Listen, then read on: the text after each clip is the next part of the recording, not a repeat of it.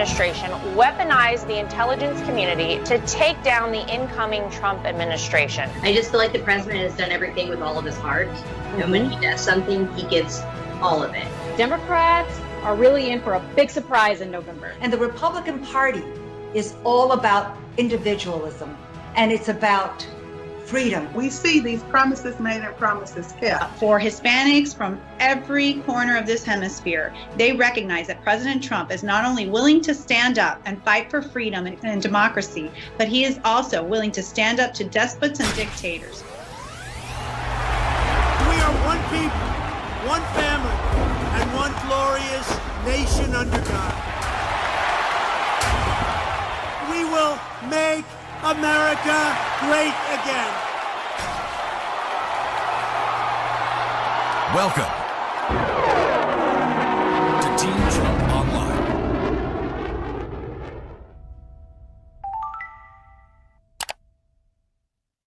Good evening, everybody, and welcome to Team Trump Online. I'm Lara Trump, Senior Advisor to President Trump's re-election campaign. Tonight, we have the pleasure of welcoming Congressman Mike Garcia of California and Congressman Tiffany of Wisconsin. Gentlemen, thank you both for joining us. Thank you, Laura. Thanks for having us. Hey, Laura, it's great to be here. I'm in Wausau. Remember when you were in Wausau about 6 months ago? We had a great time. Yes, it's a great place, and we're excited to have both of you on. Hopefully, I'll get back out there soon, and hopefully we can get all over this country soon. I want to start tonight by asking you both about what we're seeing in major cities all across this country. Radical groups like Antifa are inciting violence and truly dishonoring the memory of George Floyd. Many businesses are being burned, looted, livelihoods being destroyed. We want justice for George Floyd and his family. Everybody agrees on that. But this utter destruction and violence is not the way to do that. So I want to ask both of you, what would you say to the people who are using this tragedy as an opportunity for violence and chaos? Congressman Garcia, we'll start with you first. Yeah, absolutely, Laura. It's heartbreaking to watch happen in real time here, especially in the northern LA County area where we've seen it before, obviously with the riots in 1992. First, let me just say that what I saw in that video with George Floyd absolutely made me sick to my stomach, and it broke my heart. And I pray that there will be justice for him in short order for all the folks who were involved in his murder there. But I'll also say that the reaction that we're seeing in terms of the violence and the looting is not the right answer. Protests are okay and should be encouraged. In fact, lawful, legal protests, peaceful protests are a good thing. That's our constitutional right. And we've seen many of those leading up to this event. Unfortunately, it's taken a turn for a little more violence, a lot more violence in some cases, and looting. And look, we're a country of law and order, and we need to enforce our laws, and those folks will be held accountable. I have no doubt about that, and hopefully see the justice as well. So we've got to go about this. We've got to heal as a country. We've got to have these discussions, and we've got to learn from the mistakes that all folks have made, get better as a country, and turn the corner. But the looting and the violence that we're seeing, around the nation in several cities, especially here in Los Angeles, is absolutely the wrong answer right now. Yeah, I think it's very frustrating for Americans all across this country to watch this happen, because there are many peaceful protesters and they absolutely have every right to be out there. We want them to be out there. Congressman Tiffany, I mean, we're seeing destruction here all across this country, and it seems kind of like a lot of these local government officials have just not done anything about it. What is your response to all of this? Yeah, it's a really good point. You make a couple really good points here, Laura. One is we all want justice for George Floyd. And I believe it was his brother who just commented in the last day or two that the violence does nothing to get justice for George Floyd. In fact, it's counterproductive. Right. But to your point, I mean, we have in Madison, Wisconsin, the mayor is refusing to take into custody those that are breaking the law. We need real leadership at this time. And in some cities, we're seeing that. In some cities, we're not. And It is a very dangerous thing to allow this to get out of control, as happened with the mayor of Minneapolis. Yeah, and we've seen it all across this country, sadly.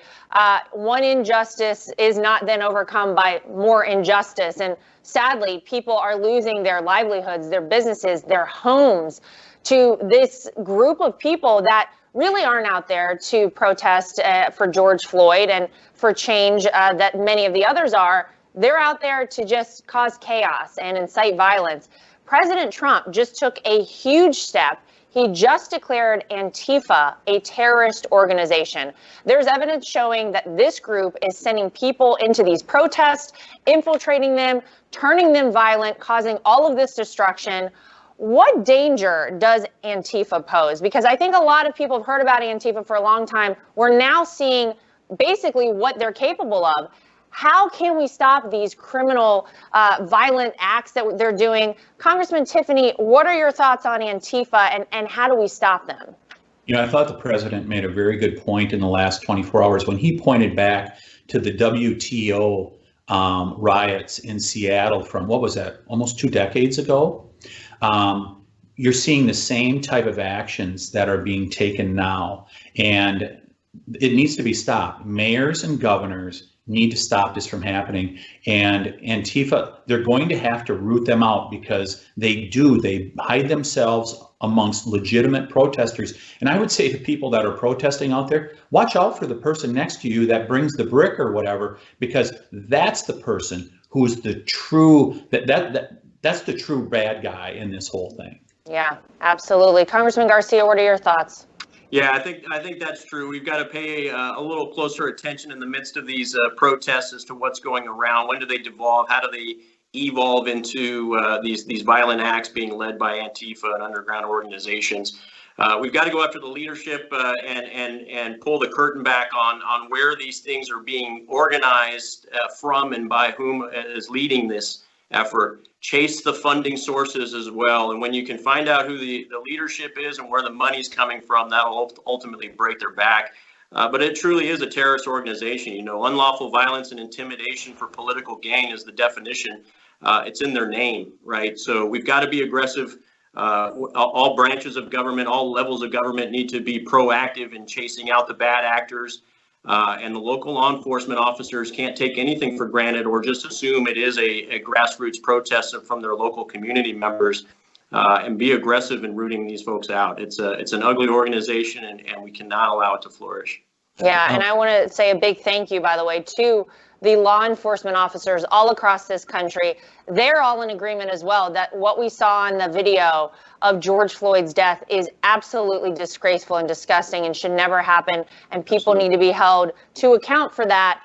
But they're out there on the front lines every day. And you're right, Congressman Garcia, you don't know if you're out there what's coming at you, what's happening next, who is a peaceful protester and who is a person that is going to throw a Molotov cocktail or a brick at you. It's very scary times. So I just want to say a big thank you to all the law enforcement out there. We've seen many videos, by the way, where they're marching alongside the peaceful protesters. They're saying, we agree. We want to be here for you, and we are here to give you the right to do this. So definitely an interesting time in our country. I want to switch gears here, Congressman. Congratulations to both of you. You both achieved extraordinary victories last month that have really changed the game going into November. The mainstream media and Democrats have pushed the idea that Republicans are losing working class and suburban voters, but your victories proved that couldn't be any further from the truth. Congressman Tiffany, we'll start with you. Your win in Wisconsin on May 12th was not unexpected, but the size of the victory was. You won your seat by an astounding 14 points. Can you tell us what gave you the momentum to post such a big victory on election night? What about your message do you think resonated with voters in your district? Yeah, I just think that people were really, I tied my message into what President Trump was saying in terms of reducing regulations, reducing taxes, and putting good judges on the court. And we were seeing the results here in early 2020. Talking to small business owners, they were so optimistic going into 2020. And they know if we stick with that, we're going to go through a tough time. We've got to build a bridge to get through these difficult times, but we can get back to that. And that's what I said to the voters, and that's why I won decisively. So what do you think your win and your message means as we move into November, not only for you, but also for President Trump's reelection bid in the great state of Wisconsin? Yeah, for sure. As we all know, President Trump won Wisconsin as a Republican for the first time that a Republican presidential candidate has, I think, since 1984, President Reagan's second term. And it's a powerful message that he could win Wisconsin. We need to do the same thing. And up where I'm at, where I live in Trump country, my goal, Laura, here in November is not a 14-point win like on May 12th. It is to do even better than that, because my goals are make sure Tom Tiffany gets reelected to Congress. But number two is to make sure that President Trump comes back as president in November of 2020. Yeah, well, those are our goals too. We will we'll second those goals for you. So I want to turn to California, Congressman Garcia. Your victory in such a blue state as California was a political shock that resonated nationally. Of course, it was a little closer until the end. How did you feel going into election night? Were you and your team confident that you would come out with a victory?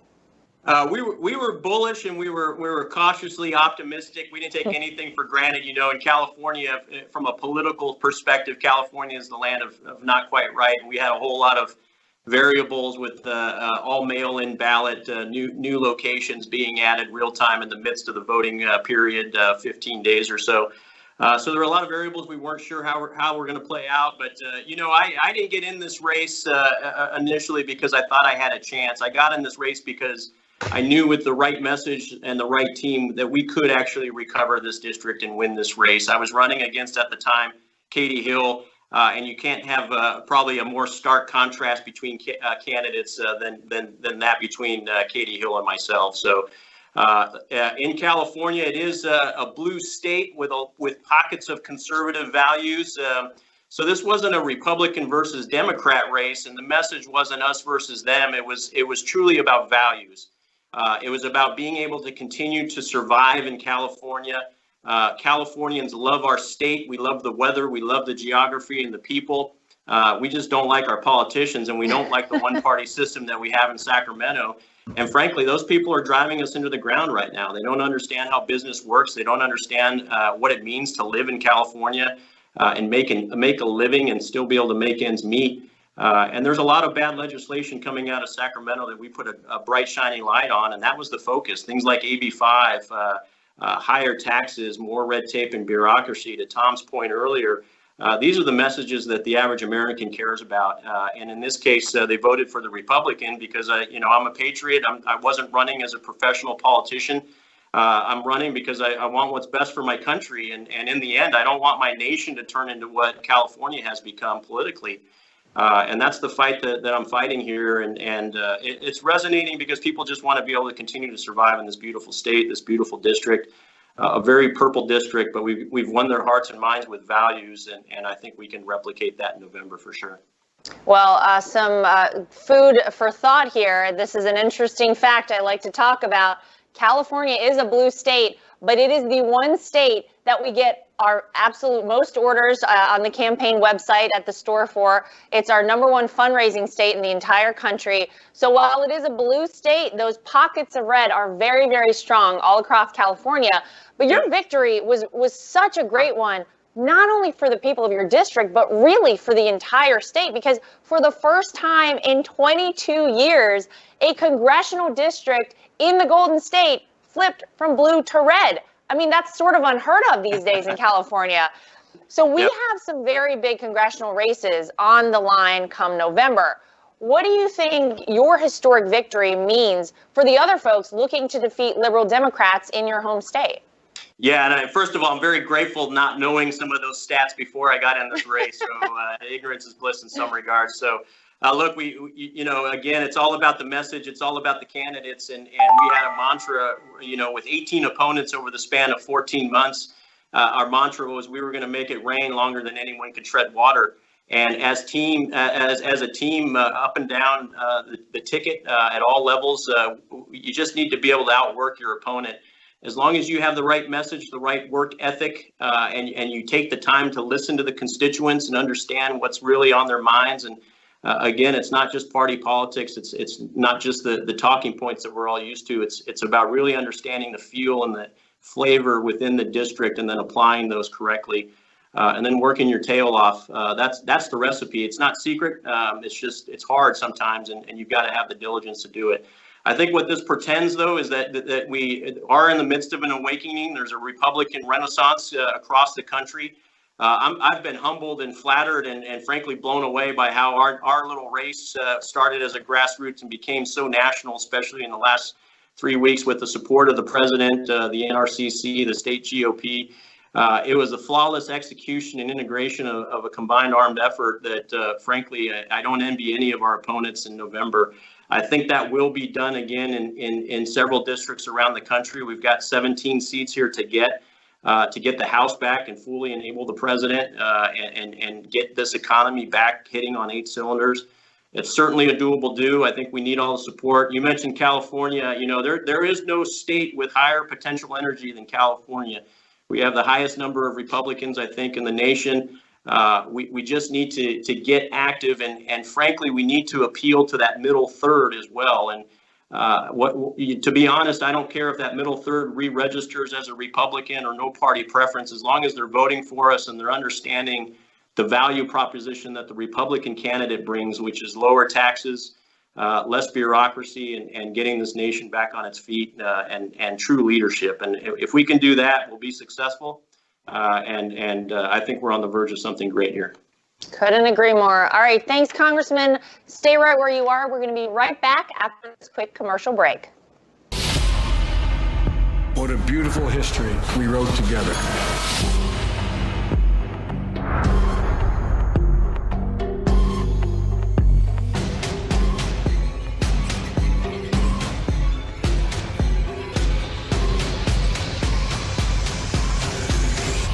China is not our problem.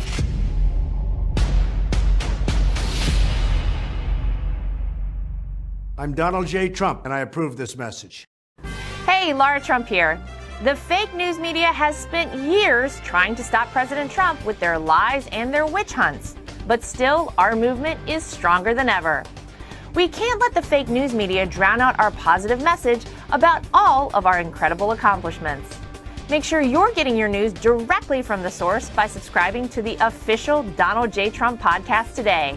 Subscribe on iTunes, Spotify, or Google Play.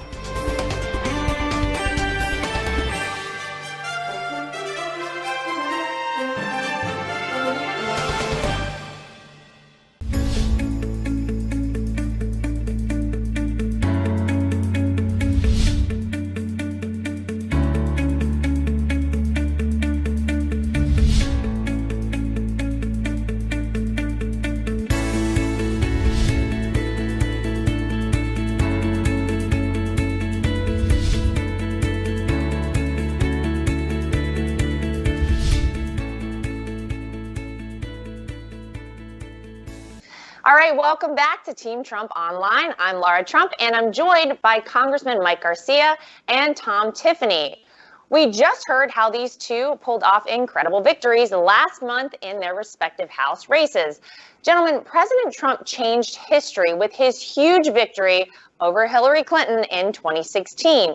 He broke down expectations and barriers and proved that Americans of all backgrounds, not just the elites, can run for office and win. And you two really are no different. Your victories have changed the game. Congressman Garcia, I've been really moved and excited by your story. You are a first-generation American who has fought for this country, flying over 30 combat missions while serving in the United States Navy. You know how to overcome obstacles, that is for sure. How do you believe your life has prepared you to take on Washington, D.C. and work for the people of your district? You know, I think the hard work and diligence that I've learned along the way as a graduate of Annapolis and Georgetown University, the background in national security, obviously, and being in the aerospace business for the last 11 years and leading a small business, but also a large business organization is what really enabled me to lead this team. We had a fantastic grassroots organization, and it wasn't any single element wasn't difficult, but it was extremely multifaceted. And when you add in multiple facets like that, the complexity layers go up. I benefit from being able to operate in complex environments and get up a steep learning curve relatively quickly. I'm not a politician. I had no prior, experience in the political world, and that was what most people looked at as my single biggest weakness. But aligned with the president's message as well, I think that's actually the single biggest strength that we have. I have no allegiances to a political agenda. My only allegiances are to the Constitution and capitalism and competition and making sure that we're doing the right thing for this country. And that's a refreshing perspective for especially the folks in our district who are frankly tired of the party politics. They want Americans to lead who are doing it for the right reasons. And I'm honored to be at the forefront of this, and it's a fantastic time to be serving the nation when the nation is hurting, when the nation is truly in need of solid leadership to get us back on our feet. So I'm humbled to be here, and it's been a fantastic ride. All right, Congressman Tiffany, you entered politics with the mindset of a businessman. Much like the president, we know you view things a little differently than career politicians. How do you believe working in business prepared you to serve the people of northern Wisconsin? Laura, I look back to my roots all the way back to when I was a kid. I grew up on a dairy farm in western Wisconsin. 5 brothers, 2 sisters, a classic big farm family here in the Midwest. All of my brothers and sisters have been small business owners at one time or another. My wife and I, we were able to pursue the American dream. We owned a dinner and excursion boat, Wilderness Cruises, for 2 decades. It was a great business to run. And what I saw was high taxes and excessive regulations here in Wisconsin were really killing the American dream. And I said, I got to do something about this. So I chose to run for office and came in as a citizen legislator in Wisconsin at a truly momentous time here in Wisconsin. If people remember back a decade ago with Governor Scott Walker, we made huge reforms in Wisconsin and put our state in so much better position. That's why I ran for Congress when Sean Duffy chose to resign. I said, we need somebody like that in Washington, D.C. that can take that same thought of being a small business owner, reducing taxes, reducing regulations, unshackling people so they can experience the American dream. That's what I've been about the whole time I've been in politics, and it won't change in Washington, D.C. Well, we can't think of a better person to take Congressman Duffy's seat. He was a huge loss, but look what we got now. It's fantastic. I want to talk about the non-traditional campaigning that both of your campaigns had to engage in. For both of you, please tell our audience about your relationship with the president's campaign, the state Republican parties, and other partners within your respective states. How did it all work? Congressman Garcia, I'll start with you. Yeah, we started this campaign truly as a grassroots effort, and I was eyes wide open that we needed to be able to win this organically and on our own, and that any external support that we got would be just the cherry on top. I didn't expect the amount of support that we got, and it certainly got us across the goal line, and it was a seamless integration, frankly. We were able to integrate not only the grassroots campaign into the state GOP, but also the NRCC, and ultimately with President Trump's support. And it was about as seamless an integration and combined effort that we could have hoped for. In the end, the message is consistent all the way up and down. It's about bringing jobs and the economy back. It's about being able to continue to survive in this nation and keeping this country the greatest country in the history of the world. And watching all hands on deck come together for that team effort was inspiring to watch. And it was for the good of the nation. And I think when folks are acting in that spirit, in good faith, in support of the Constitution, we'll always win. And Congressman Tiffany, what about in Wisconsin for you?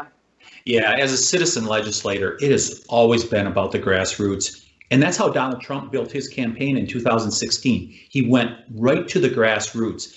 And it resonated with people so much, especially up in my district here in northern Wisconsin. And we continue to emphasize that. And through this special election leading up to May 12th, we really integrated our campaign along with the Trump campaign, and the Trump team was able to make tens of thousands of phone calls, help us in a variety of ways. And that's how we're going to win in November, all of us working together. Well, it is the truth, and we have to win in November. We all know that. Congressman, we so appreciate the work that you both are doing for your states and for this country. As we head towards November, is there a message maybe you want to leave the American people with tonight? Congressman Garcia, I'll start with you. Yeah, there's no more important time right now to get active, to support. If you're not the warrior in the arena, then you need to be the person supporting the warrior, supporting the president, supporting your congressional candidates, and all the way down to the lowest levels of government in your local areas. This isn't a Republican versus Democrat thing anymore. This is a right versus wrong. This is about the longevity and survival of our country against a Chinese Communist Party that is really out to do us harm and ultimately, over the arc of thousands of years, not just decades, become the only superpower in the world. So we need to pay attention. We need to do what we can right now in this election cycle. There is no more important time to support this nation. It's a national security issue. And we need to all be doing the right thing on the right side of the equation. Congressman Tiffany, I'll turn to you. Yeah, freedom, opportunity, and security. If those are the things you want as a voter, we have it in the Republican Party. That is what we stand for. That is what President Trump stands for. And that is how we make America continue to be successful for another 100 years. If we do those things, and if people want those things, freedom, opportunity, security, vote for us come November. Keep America great. That's what we're trying to do. All right, Congressman Mike Garcia and Tom Tiffany, thank you both so much for being with us this evening. Thank you, Laura. Appreciate you. Thank you, Laura. And thanks to everyone for tuning in tonight. We need as many patriots as possible to join our efforts to keep America great this November. And here's how you can also get involved. Be sure to like and share this episode of Team Trump Online with your friends. As always, you can text Trump to 88022. I'd like to thank our special guests, Congressman Mike Garcia and Tom Tiffany, again for joining us this evening. And thanks to all of you, great patriots at home, for tuning in. We'll see you next time.